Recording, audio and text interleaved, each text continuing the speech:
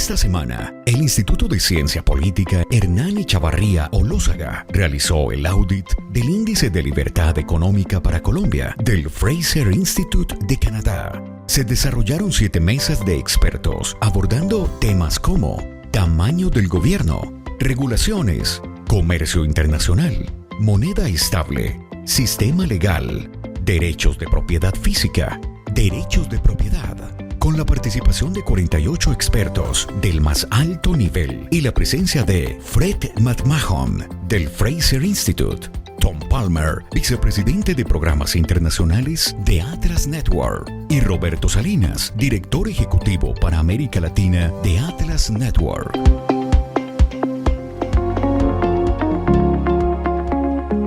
Lo que ha ocurrido en Colombia es una constitucionalización de todos los problemas. La jurisprudencia constitucional se vuelve entonces probablemente la fuente más importante de intervención del Estado en la economía. Pensaría, digamos, que si los jueces decidieran que siempre que un problema se pueda resolver con una norma de rango inferior antes de constitucionalizar el asunto, eso abonaría mucho en el camino de la libertad. Pues pienso que también el sector privado tiene una responsabilidad importante, que hasta qué punto el sector privado puede tomar la vocería de las libertades económicas, y cada vez que haya una propuesta de regulación o cada vez, digamos, que se pretenda no correr la frontera de la intervención del Estado en la economía, preparar una respuesta y decir esto se podría lograr de esta otra manera. O sea, poner al sector privado en una posición de interlocución que no sea simplemente receptor de políticas, sino que también sea un impulsor de políticas y cobrar más protagonismo también en el desarrollo institucional. Lo que vemos en Colombia es que a veces se regula sin tener claro que hay una falla y cuando hay, sin identificarla claramente. ¿Cómo podemos mejorar? Yo creo que necesitamos un cambio de mentalidad importante para que la regulación esté centrada en el consumidor. La regulación que voy a emitir beneficia al consumidor, le va a generar más beneficios que costos. Yo creo que esa es la pregunta fundamental que nos debemos hacer como Estado y como sociedad cuando queremos que algo se regule. ¿Le estamos haciendo un favor o no a nuestros consumidores? Esta regulación, ¿qué tanto va a afectar la competencia en el mercado? Porque normalmente entre más competencia, mejor le va al consumidor. Porque las empresas tienen mayor incentivo a invertir, a ser más productivas, a innovar, que todo al final termina redundando en beneficios para el consumidor. Entonces, poner al consumidor en el centro siempre va a ser una buena forma de mejorar la regulación en general. La tecnología juega un papel fundamental en toda esta intención de avance y mejora en materia de comercio. Entonces yo veo, la tecnología de 2 perspectivas. Una, como una herramienta que nos va a permitir, esa transición efectiva a la internacionalización de los mercados, a los mercados internacionales. Y por otro lado, la tecnología, como un factor de competitividad.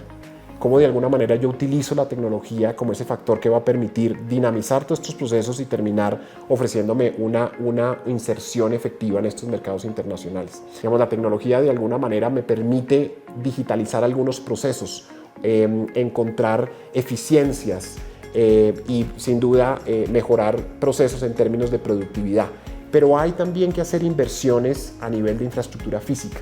Y esa infraestructura física es necesaria para poder yo operar una tecnología sobre esa infraestructura. Sin duda la tecnología es un factor supremamente importante para esa visión que tiene el país de insertarse de manera efectiva en el comercio internacional, pero no podemos perder de vista que también hay inversiones que son el fundamento o el sustrato para que esa tecnología opere.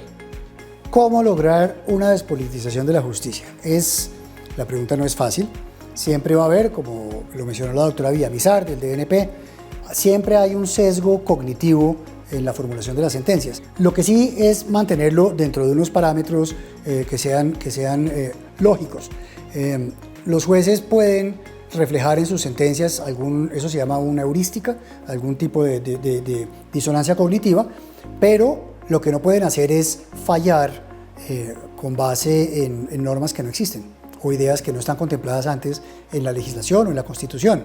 El primer tema de despolitización es con el ejemplo de las altas cortes, siendo ellos mismos muy restrictivos y muy avaros a la hora de emitir sus sentencias, en el sentido de que siempre deben apoyarse en normas preexistentes. Bueno, en la mesa se discutieron bastantes propuestas encaminadas a solucionar estos problemas de fondo que tiene la formalización rural y sobre todo la protección y la garantía del derecho a la propiedad privada.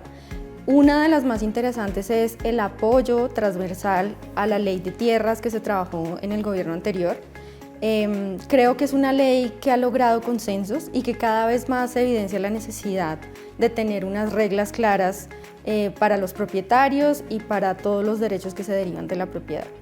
La segunda, es fundamental crear incentivos para la inversión, no solamente a través de las garantías a la propiedad privada, sino vehículos que movilicen esa inversión, unas garantías mobiliarias más flexibles, un blindaje a todos los negocios jurídicos que se puedan desarrollar en el campo y que estemos involucrados todos, no solamente la agroindustria, sino también el mediano y el pequeño productor, que finalmente se van a ver beneficiados de un mayor desarrollo en el campo.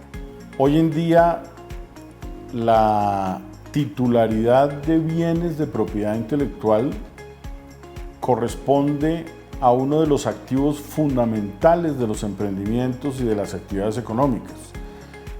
Así como hace muchísimos años la titularidad sobre el elemento fabril, el terreno, etcétera, se volvía un elemento fundamental de la fortaleza empresarial. En estos momentos estamos viviendo una realidad donde la titularidad de esos bienes intangibles es la que determina el poderío empresarial. De manera que la oportunidad en la obtención de esos derechos y la correcta posibilidad de defenderlos es un elemento fundamental de la libertad económica. Cuantas menos restricciones a la libertad económica de los ciudadanos tengamos, más capacidad creativa se expandirá y la economía crecerá más y por tanto podemos atacar los problemas importantes, el desempleo, la informalidad, la pobreza que tenemos en nuestros países. En este caso concreto es una pregunta bastante extraña. ¿Por qué yo no puedo guardar mi dinero, el fruto de mi esfuerzo, en el banco que yo elijo, en la moneda que yo quiera? ¿Por qué no puedo guardarlo? Más aún, con las cientos de miles de empresas, decenas de miles de empresas que hay en Colombia que importan y exportan en una economía vibrante que está queriendo ser exportadora, importadora, que está abriéndose al mundo y que lo hace tan bien. ¿Por qué no pueden recibir pagos en dólares y acumularlos en una cuenta de dólares que es evidente para luego poder pagar a sus insumos? Es decir, si ya la economía colombiana está conectada al mundo, ¿por qué no se puede? Y ya gran parte de las empresas colombianas operan en gran parte en dólares. ¿Por qué no se les permite que sea habitual y normal poder guardar en cuentas bancarias, operar en cuentas bancarias en Colombia en dólares? ¿Y por qué los ciudadanos comunes, operemos o no operemos con el extranjero, no podemos elegir en qué moneda guardar el valor de nuestro esfuerzo, que son nuestros ahorros, que es legítimo que los quiera tener en la moneda que yo decida, que para eso soy adulto y me he esforzado tanto en ganar ese dinero que es mío? No es los pesos que yo tengo en mi cuenta de bancaria, no son del Banco de la República, no son del Estado colombiano, no son del gobierno colombiano, son míos, que yo he trabajado y ahorrado para tenerlos. Así que es una medida de libertad básica, evidente. Es muy difícil justificar que esa libertad no se nos permita a los ciudadanos y por tanto sería muy positivo para los colombianos poder tener esa libertad básica de abrir cuentas en dólares o en cualquier otra moneda. ICP, 35 años promoviendo la democracia, libertad y el libre mercado para todos los colombianos.